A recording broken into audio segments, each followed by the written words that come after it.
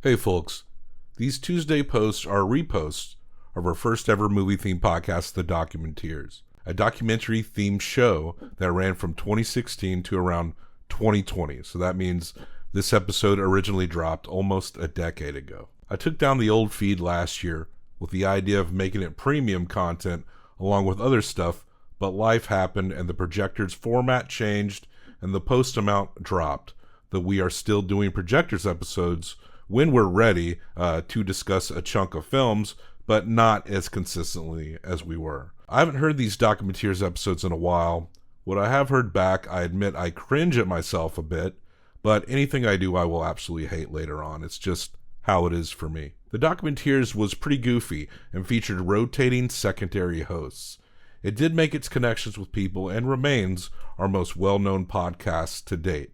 So maybe you're listening for the first time or for the first time in a long time. Welcome. These Documenteers episodes will also be thrown onto YouTube for the first time. But it will be a static image because it was only a podcast.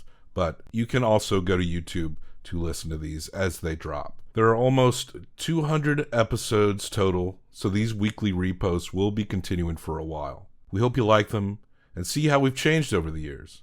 I know I certainly have, so let's get into the episode so you can hear me embarrass myself. Keep on, Doc. Welcome, Documentarians, once again to the Documenteers. I am me, Bob Sham, and today we have yet another 30 for 30, which means Drew is with me. In the show, we say it's the third 30 for 30, but when we bank this show, and we banked it around when the conference champions were decided before the Super Bowl happened, but we later decided to record the two Bills episodes. So really, this is our fourth 30 for 30 episode. Small potatoes, who killed the USFL. And I learned a lot about the USFL, like that it existed. And it also features a very notorious human being from whom the title is based upon. This is our first posted show since the Super Bowl, and allow me to congratulate the Philadelphia Eagles and their fans on their Super Bowl victory. We talk a lot about the crazy shit Philadelphians did in this episode, but it was really a lot of what they did during when they won the conference championship. We kind of don't touch base on what they did after the Super Bowl because it was recorded before, but they had a good time in Philly after that Super Bowl win.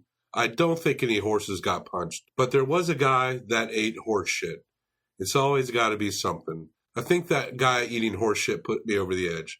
I think I want to check out Philadelphia. I've been to quite a few places, but I've not been to Philly, and the guy who ate horse shit has convinced me that I need to go check this shit out. Hit us up on them iTunes. I have to mention iTunes because most podcasts go through iTunes, but there are other apps that are slowly growing, Stitcher, SoundCloud, etc.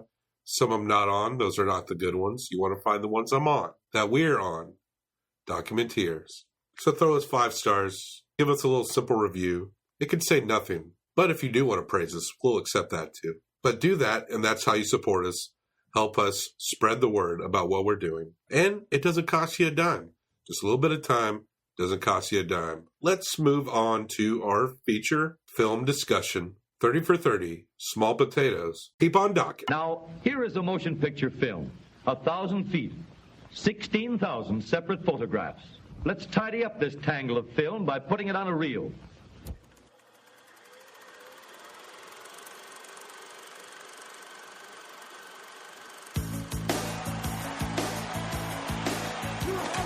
Once upon a time, there was a pro football league that played its games in the spring.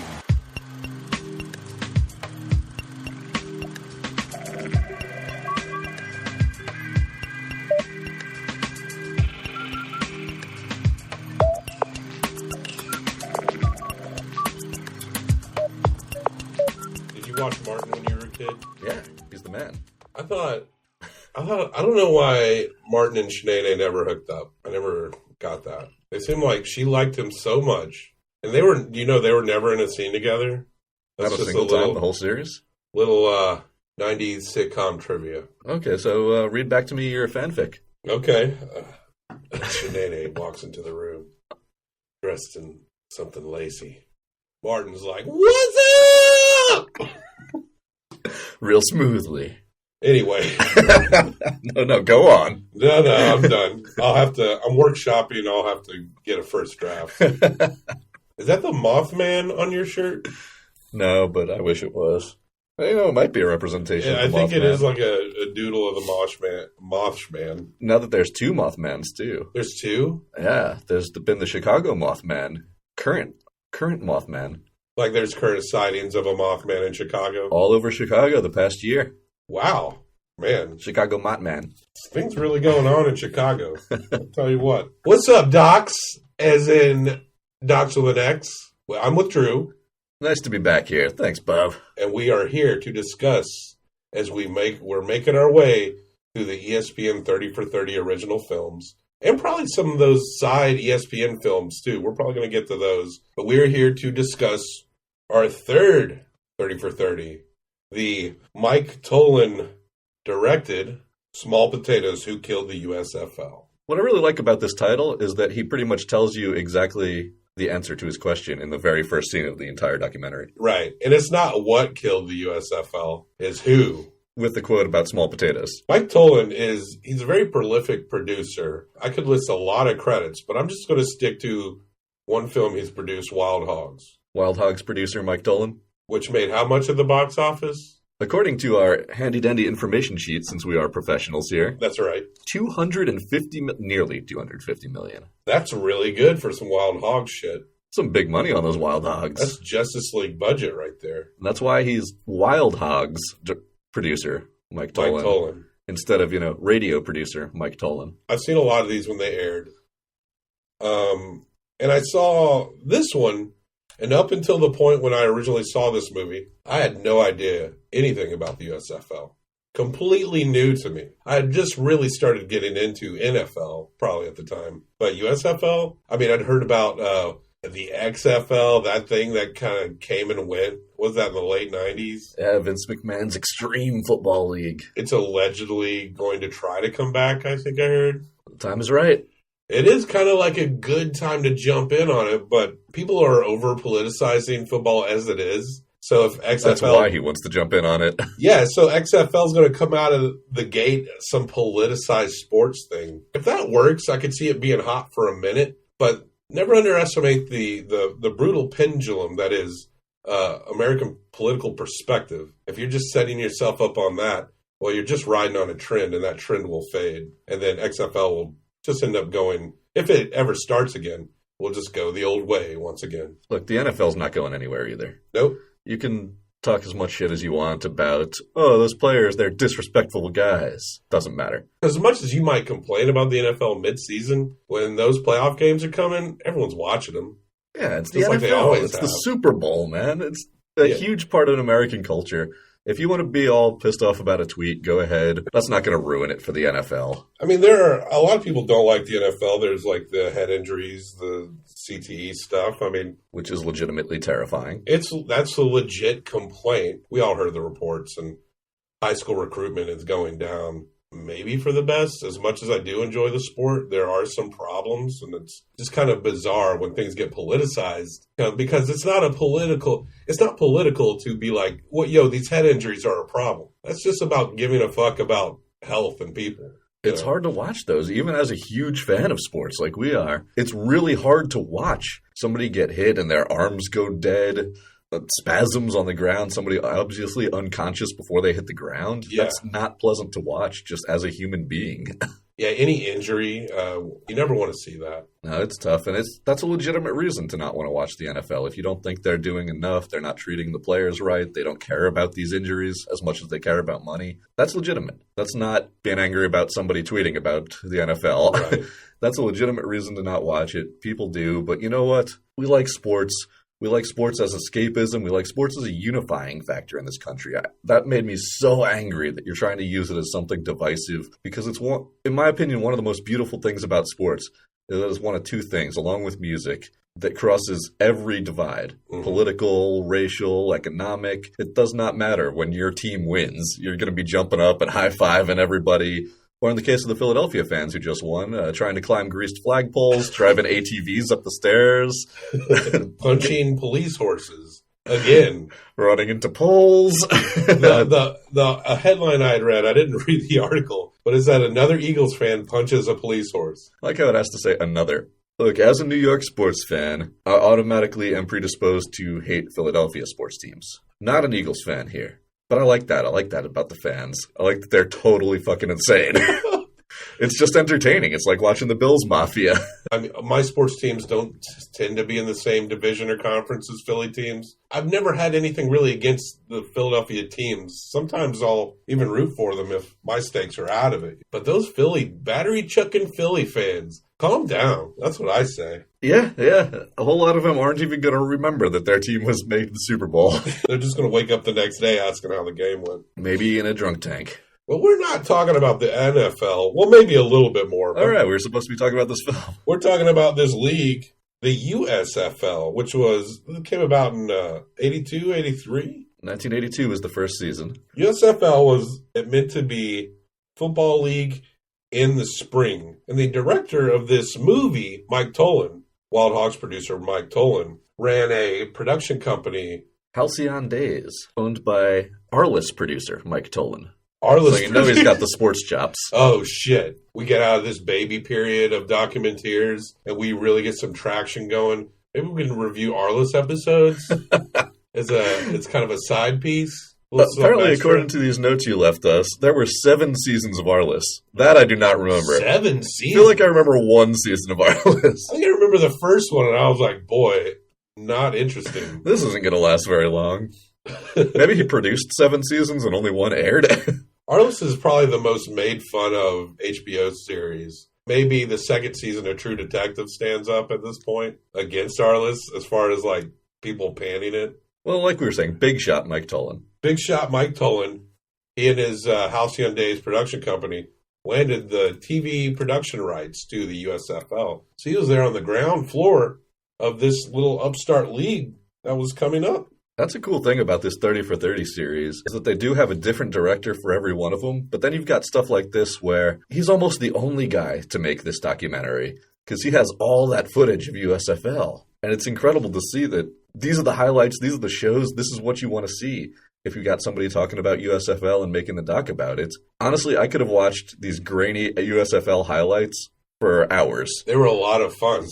The best part of this whole thing. And like I said, I knew nothing about the USFL the first time I watched this. So it was like a lot of fun seeing guys like Steve Young and Jim Kelly, these big-time athletes that I remember when I was a child, and later in the NFL, kind of get their start. Jim Kelly didn't win a Super Bowl, but he was undeniably a really good quarterback. He's a Hall of Famer. He went to 4 Super Bowls. I mean, that's an argument worth having, I guess, if you want to say, would their NFL careers have been even better if they went straight to the NFL and didn't waste time in the USFL? Or maybe it helped them out. And again, one of the things that makes me really excited when I watch this documentary is obviously it's coming from a slightly biased point of view. This guy was in charge of all these video rights for the USFL and obviously loved the league. But it seemed like every single person in this documentary loved the USFL. Just had such a good time in it, thought it was so cool, was really excited about it. Well, every single person in this documentary except for one. Except for one person who we'll touch base on very soon. Even when they had a story to tell about how they didn't get paid by owners and had to drive to some rando town in Texas to go get their check. Racing each other down the street because they knew only the first half of the checks wouldn't bounce. A gumball rally. I've always wanted to do that. That looked like so much fun, and it was, again, just the joy in the voices of these players recounting a story that, you know, you could see millionaire NFL players now being really upset about. Look, this owner's bouncing checks. These guys just kind of expect it and see it as this wild, fun thing from this outlaw league.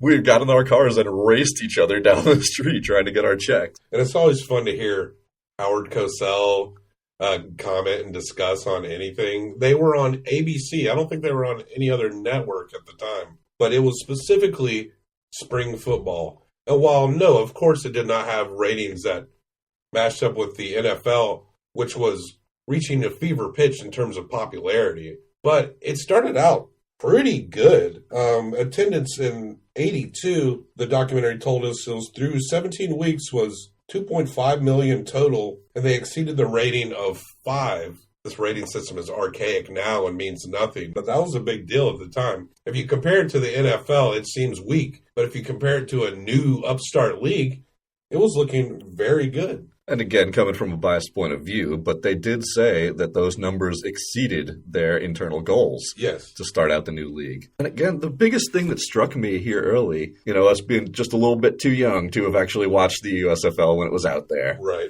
What really struck me was the level of competition here. I mean, you had great players in here. The game looked the same. It didn't look like the XFL when you're watching and you're seeing obviously an inferior league. I'm even going to say it didn't even look like college football, which is, obviously minor league compared to the NFL game. It looked like NFL quality football out on the field when you're watching all these videos of it. I'd almost describe it as college plus. There's a part where you're showing footage of Steve Young holding a football like a loaf of bread, and he's getting away with it. I mean, he was always a good scrambler as a quarterback anyway. Watching somebody do that in today's NFL, they're going to pay for that in a bad way. You could just tell how the things are.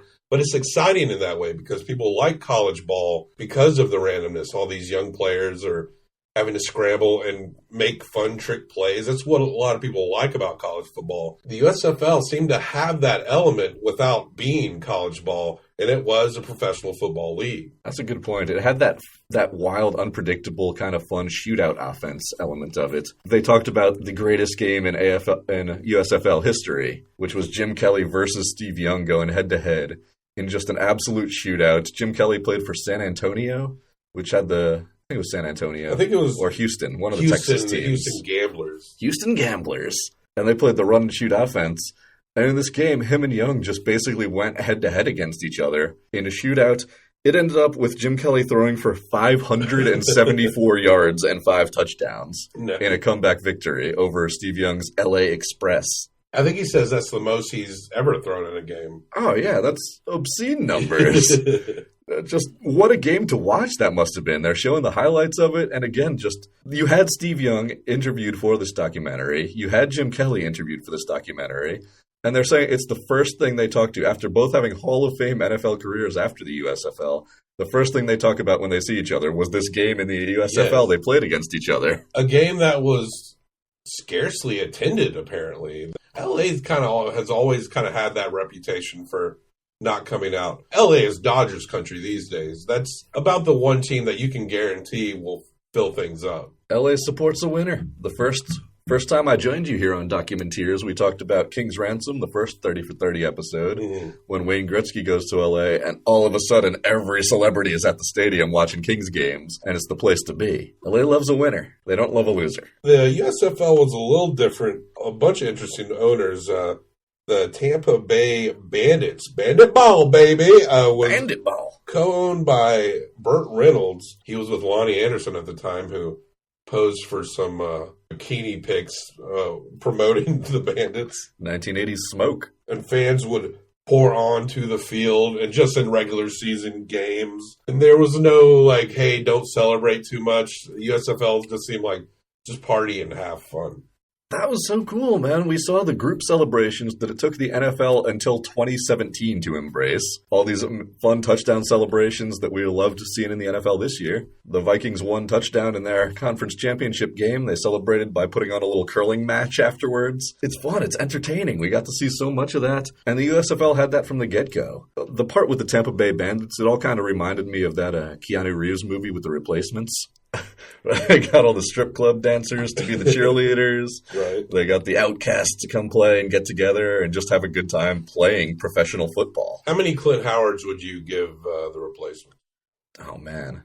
I'm talking at least 3.5 out of 5. Whoa, I've never seen it. You're making a mistake. There's a group sing-along to I Will Survive. Is that kind of like a biopic? It's about the replacement players when there was a lockout, right? Oh, yeah, it's absolutely true to life. Anyway, there was a fan, and I don't know what team he was, but he was painted totally red. He looked like G.G. Allen. And maybe it was a Houston game. Isn't G.G. No, he's from Vermont. A little G.G. Allen sidebar. I'm not convinced that it wasn't G.G. Allen. Every time they needed to show how cool the USFL was, they would show part of a Tampa Bay Bandits game in Bandit Ball, and then they would show Burt fucking Reynolds in his glasses, just chilling, looking just as cool as he did in the 80s, being like, man, everything was great for a while. Have you ever seen Citizen Ruth? No. He plays, what is he, like a businessman or evangelist? His little boy assistant's like oiling him up. I heard he regretted making that movie later, but... So was that the sequel to Gator? I don't think so. Oh. It had Laura Dern in it. One of my favorite roles. I give it 3.5 Clint Howards. You don't have to write down the Clint Howard ratings. That's just for fun. A little extra for the crowd. We stick to our Herzog ratings. Those are the ratings that will exist to the end of time. The Philly team, what were they called? The Stars. The Stars. They were considered the best. They would be like, the Patriots are to NFL today, the Philly Stars were to the USFL then. New Jersey has probably one of the most successful USFL teams in the general. Not the first season. They didn't win too many games, but they did succeed in making it so legitimized to everybody by signing Herschel Walker, the Heisman Trophy winner, to the richest contract in football history at then. They said, we're going to be major players here. We're signing Herschel Walker. We know every NFL team wants him. He was an underclassman signed out of college. Again, kind of breaking ground there. And I love the press conference afterwards where the New Jersey General's original owner, they just basically introduced him as a rich oil man. He was in his press conference and was like, after too many beers, I decided to give Herschel Walker $4 million. Right. And that's one of 3 Heisman winners in a row. 3 years in a row, they signed the Heisman winner out of college. That the USFL, beating out the NFL. That the USFL signed. Beating the NFL. By just throwing money at them. Literally, in Steve Young's case. He tells the thing where they took $100 bills and threw them at him. Yeah. Said, you want more money? Here you go. He's some broke kid, like slowly picking the bills up off the ground. I would have done the same thing. And then he got $40 million. Yeah. He would become richer than God later. The USFL invented the 2-point conversion, didn't they? And the challenge flag for instant replays. Yes. Red flag still used today in the NFL. It's very funny, the Titans-Patriots game, which did not go in my way. But it was very funny, that part where Bill Belichick wants to challenge the play. He walks up to the ref, and he goes, I'm challenging. And the ref looks at him and goes, you got to throw that little flag. And Belichick's like, I'm challenging. I'm telling you. And the ref's like, you have to throw the flag. So he, in the most passive-aggressive, like, exasperated way, just, like, flings the flag in the air. It was very comical. I feel like Bill Belichick's almost a parody of himself at this point. Yeah. Just the surliness and the uncooperativeness. When they won the AFC Championship here, he just walked past the AFC Championship trophy. He was like, that doesn't even matter to me. It's funny to hear announcers talk about Belichick because they'll sometimes pretend like he's having a real party on the sidelines. And then you just look at him and he's just got his arms crossed and staring straight off. But that's the year 2018. We're trying to go back to the 80s here. And the USFL glory days. Sorry about that sidebar. My family up in Massachusetts will appreciate that Patriots sidebar. Nobody else will. I'm tired of the Patriots, man. So that that oil guy, he sells the Generals off, like you say, and he sells it to, what's this guy's name? Like an upstart businessman. Yeah. What is his name? I don't know. I don't know if you guys would have heard of him. Daniel. Donald Trump. All right, Donald J. Trump. This is where it got just so surreal to watch this documentary. Yeah. Because, should we spoil it already? Yeah, go ahead. Basically, the entire premise of this film, the title, Small Potatoes, Who Killed the USFL, the entire film just basically tells you Donald Trump killed the USFL by being Donald Trump about it.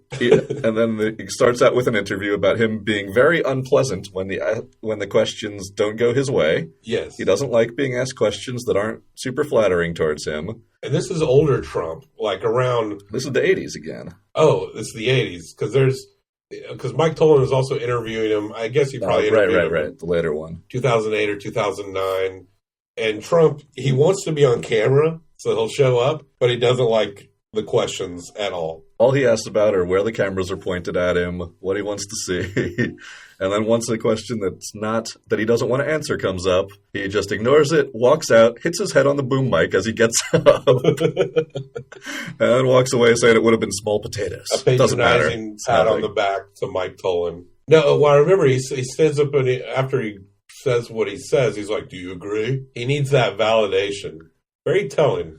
It's almost like he really needs validation and only cares about things that are about himself and say good things about him. Weird. Now be careful. He's our president. That's what's so strange about this is we're trying to go into this documentary, which again was made before the idea of a Trump presidency was any idea at all. This documentary is made way before that. None of these guys have any political skin in this documentary. It's all about the USFL. Yeah. And again, you just see the exact same situation come up over and over again, where everybody getting interviewed about Trump says that he was only in it for Trump. He doesn't care about the players. He doesn't care about the other owners. He doesn't care about the league in general.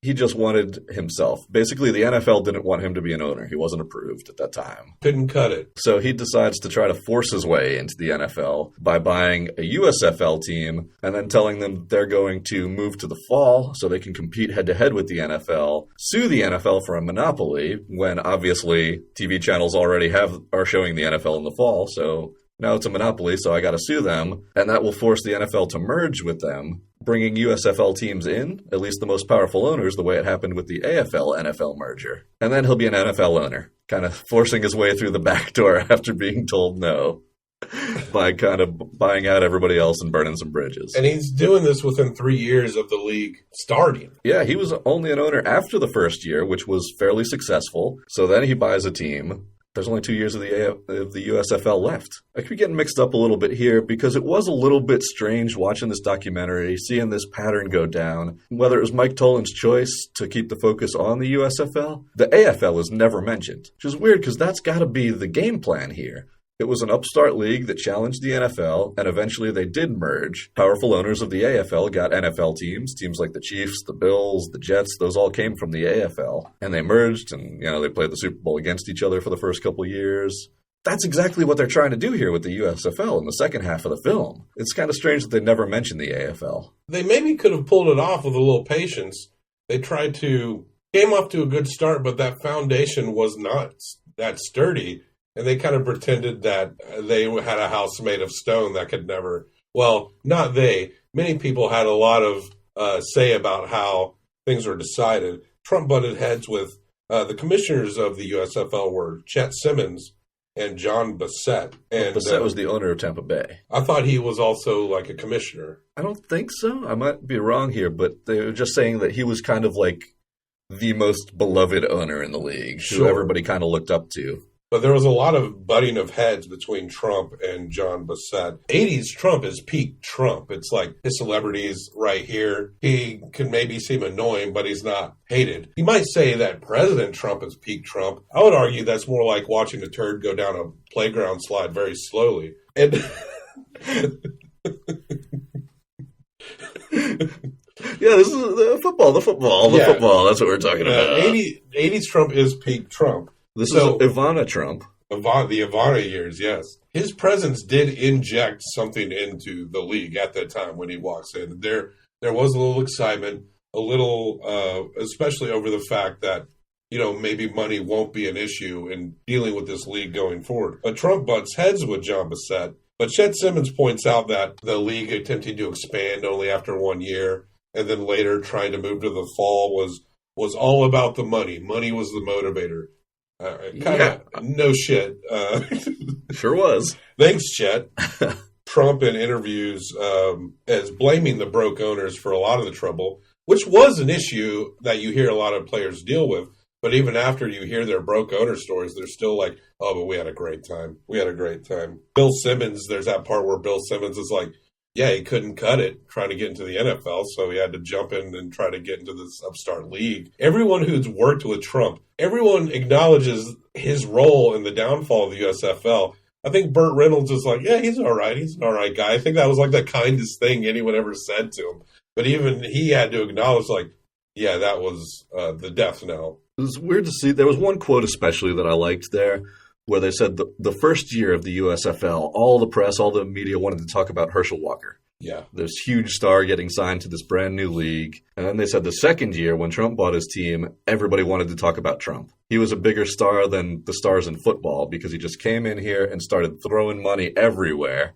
He bought the New Jersey Generals. He signed all-pro players away from the NFL by giving them huge amounts of money to come play for the Generals, basically making them a proto-New York Yankees Steinbrenner type team. He just signed everybody. And the Generals won. They doubled their win total the first year under Trump. They had all these new players. They had excitement, but they didn't win a title. No, they did not. Probably, I'm assuming the Philly Stars would win that one in the end. Yeah, that was another kind of strange part that they did gloss over the troubles here. You can tell this is being filmed from the point of view that loves the USFL. So it does gloss over a lot of those low budget problems, a lot of that quick expansion problems. Because at one point they say the Philly Stars, the most dominant team, the face of the league almost, that wins the second year. And then the third year they also win the title, but they win it as the Baltimore Stars. They barely even mentioned that they moved cities. Right. The most successful franchise in the league had to move home cities. So obviously everything's not exactly great. And as we said before, LA and Houston, they had great players, but fans were not really crowding it out. It just seemed like maybe the stadiums didn't need to be that big. Well, they were playing wherever they could. They Right. weren't getting their own stadiums built. So the LA team, the Steve Young LA Express, was playing in the Coliseum, which is an enormous stadium. Oddly enough, the Rams, moving to LA now, are playing in that exact same stadium while their new one's getting built, and they have to block off some of the seats because it's just such a huge stadium. It's not meant for just playing at regular league games. But the USFL was drawing 7,000 people, Right. which in that enormous stadium looks like, It looks like next to I nothing. think they said it looks like 50, just when you're looking out at it. And they're all bunched on one side. Because there's so many open seats, everyone just is converging with each other. Everybody's got a seat on the 50-yard line. That would have been fun to go to those games. As you stated, John Bassett he's referenced a lot in Reverence, and especially put up as almost a foil for Trump or vice versa. That Reverence is also looked back in comparison to Trump. It's like he just glows brighter, especially in the way, because everyone who worked with Trump during these times does not have kind things to say about him. Yeah, they set it up as a straight two sides of the coin, good guy, bad guy thing in this documentary. Bassett was beloved by all his players, by the other owners, and his idea for it was to stay the course, to not give out crazy salaries to everybody and inflate the payroll of the league right away. It was to stay in the spring where they had kind of the schedule to themselves almost. You know what? Watching it, again, just straight up as a sports fan watching this, as someone who didn't take part in the era, that sounds like a good idea. Yeah. Spring football league that had competition level almost as high as the NFL. I'd be watching that for sure. Yeah. Watching the games, it'd be fun. Absolutely. I would totally check that out. Usually by the end of spring, I'm like hankering for some football at that point. And if you look at the idea of moving it to the fall to go head-to-head with the NFL and trying to watch more football on different days at a slightly worse level, I wouldn't watch that because you'd be watching the NFL anyways, No, especially it's too since most of busy. these teams are in the same city. You see it, and you're saying this push to move to the fall makes no sense, just as an observer who can think about sports. Like, no, please, you're almost begging them in the documentary, like, no, stay in the spring. Yes. Don't expand your team so crazily right away. Build this league. It could be fun. Everybody seems to be enjoying it.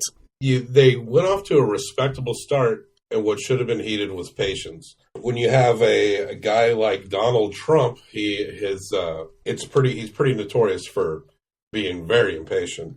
No patience there. Unfortunately, John Bassett has a brain tumor. He's not getting better, and he was kind of on par with Trump, at least trying to control the situation.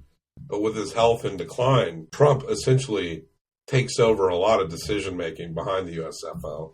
And he throws his money around to make it happen. And Mike Tollin makes no bones, and most people interviewed in this movie make no bones about the fact that he runs it into the ground. After year one, when they're talking about team expansions, after just 1 year, I'm not a businessman. I'm not a sports team owner. But you tell me after 1 year you're going to try to add, what did they say, 12 to 18 teams? Yeah, they added 6 more teams right away. That's a after bad 1 idea. year. Bad idea. That's too fast. And if you look at future leagues that came up from nothing, like the MLS would be a big one, that had a little problem with expansion too. But they even started much slower than this. They weren't expanding at that rate. And even there, it took them years to get to the point where they actually could support more expansion teams. Obviously, football's an easier sell than soccer in America, but it's just the way to build the league. to build your audience. I'm really interested in seeing where the MLS will be in 20 years. I personally hope it stays that long.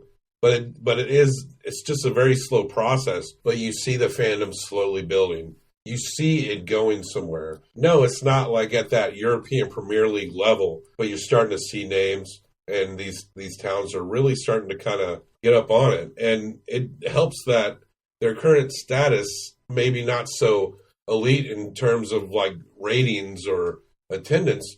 That also benefits because you can go to these games at good prices and build your fandom. And I'm a huge Nashville Predators fan now. When I started going to games, they were awful. You get $10 nosebleed seats. We went all the time. And that's how I learned to love that team. And, of course, they start winning, and it's like, yes. Now everybody loves that team. That's how you build your fan base. After year 3, they decide they're going to move to the fall, which gives them no off-season either because they just had the championship in the spring. So then they would start play in the fall. Yeah, the league was suspended because Trump was suing the NFL for fall TV airtime. The NFL at the time, I mean, most people in America had like 4 or 5 channels maybe, and the NFL could be seen on 3 of them, depending on the day of the week. This is the most obvious thing ever again. Yeah. Is that he moves the team, they decide they're going to move to the fall after the big push from Donald Trump to do it. They kind of, the death of John Bissett, they say, okay, we're going to move to the fall after our 3rd season. And that never happens. Because the big lawsuit comes in, they say, oh man, we moved to the fall and none of the TV channels want to show us because they already have NFL games. Yeah. No shit. And these networks are even trying to sell off a lot of their time for a lot of these games. They're wanting to they need to make some money moving these around. They're having a hard time sending NFL games to other networks. And they sure as hell are not going to buy USFL games on top of that. It's shocking to absolutely no one. And least of all Donald Trump. He knew this going into it was going to force the legal battle. That's what he wanted. They do sue the NFL for antitrust in court. The league suspends operations while the lawsuit's happening. The lawsuit goes down and the USFL wins. They win. NFL's found guilty of antitrust. Easily found guilty because they sure do manipulate all those networks. They're a monopoly. It's found proven in court. The NFL is guilty on all charges. But the jury, they pull what I like to call you're right, but you're an asshole.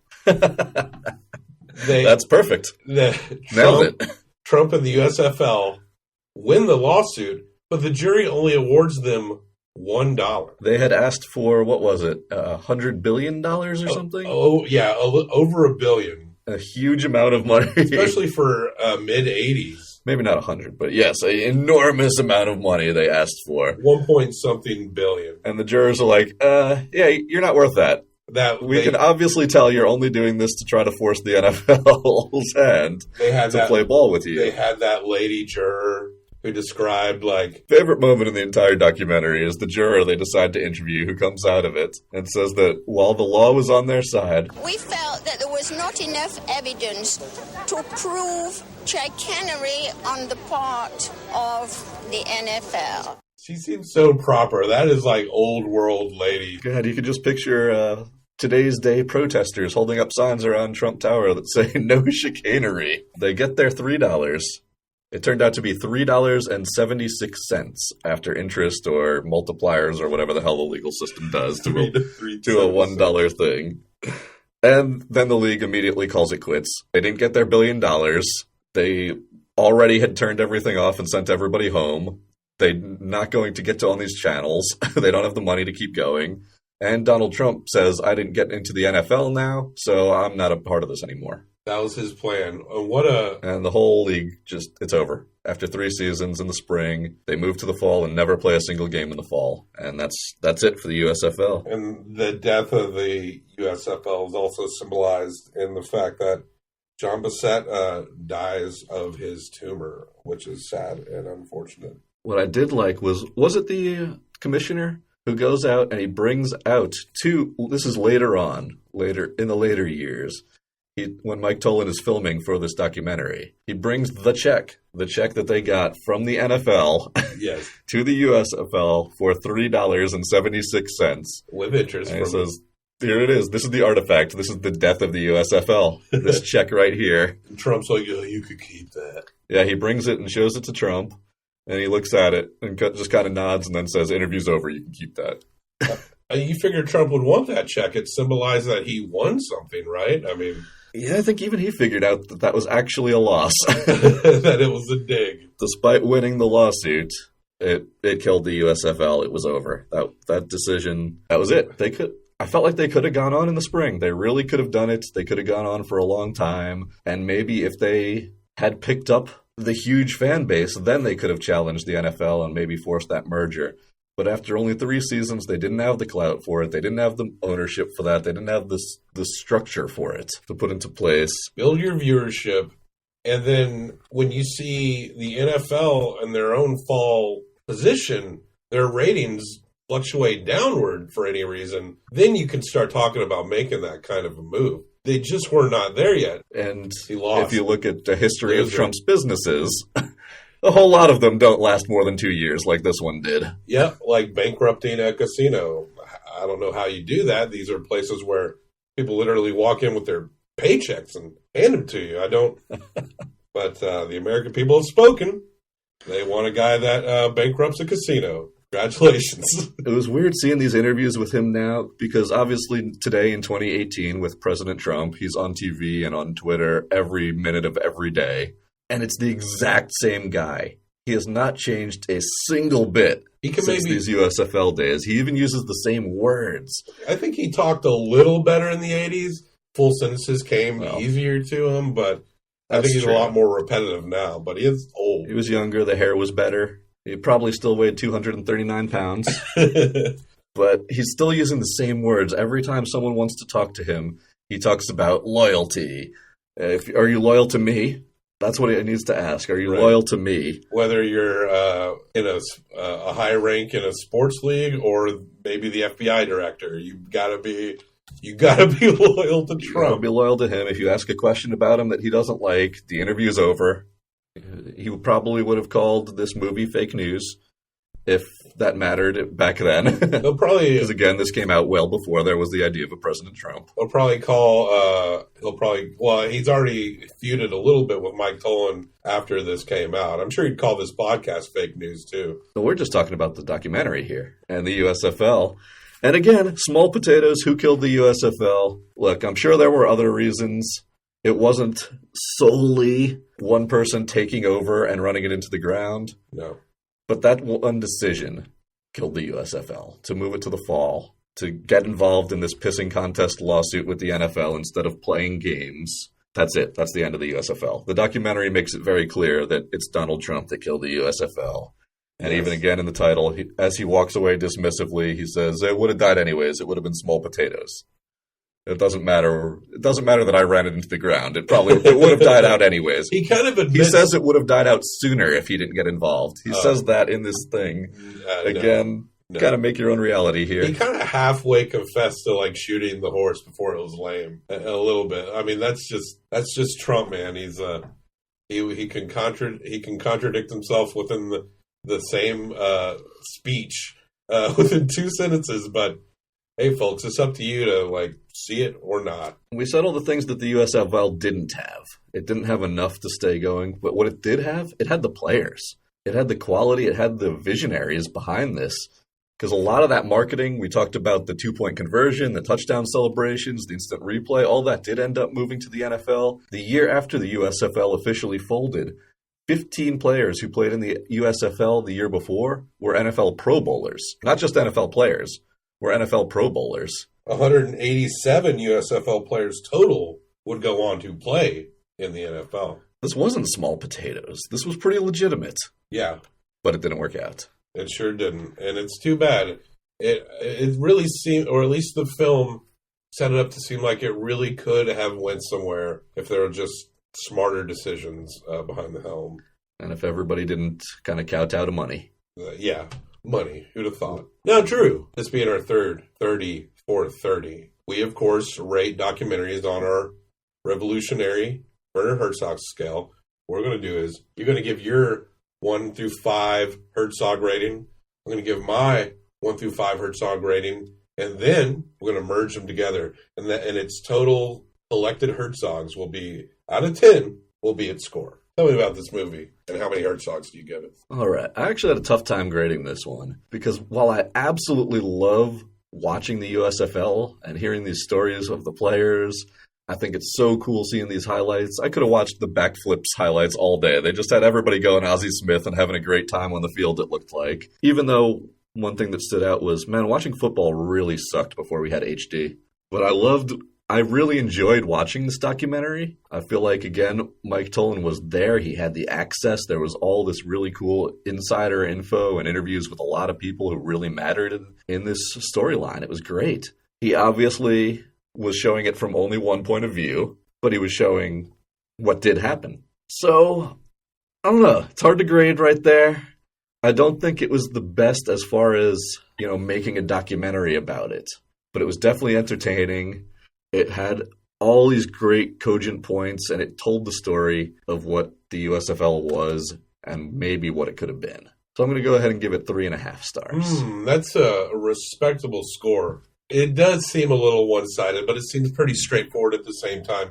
You realize right off the bat that Mike Tollin misses, Bald Hog's producer Mike Tollin really misses the USFL. But there are a lot of voices on here that back him up. And even though this is about the life and death of a league, it almost was kind of fun and almost comical in a lot of ways, the way people were reminiscing about this movie.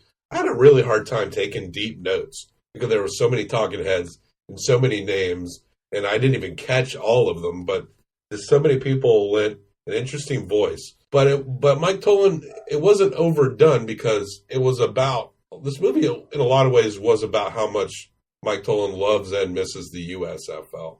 And while he was in it, and it is a pet peeve of mine for people to inject themselves into movies like that, I felt like he did it in a good and reverential way. And that was cut together in a very entertaining fashion. I felt thoroughly entertained with this movie, almost in, I don't want to say a tabloid way, because it just seems like if Trump's in it, it's got that tabloid quality already. But it is in there. And I couldn't help but just be very amused and entertained by the feature.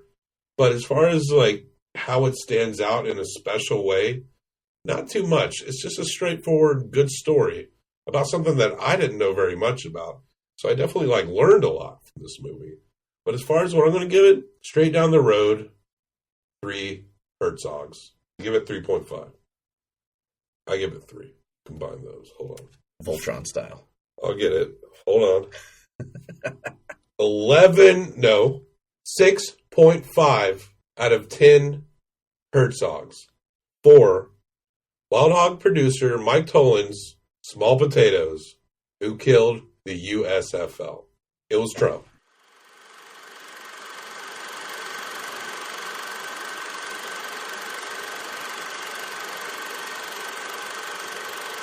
Woo, baby, ball, baby, motherfucking Burt Reynolds. Hell yeah, Brandon.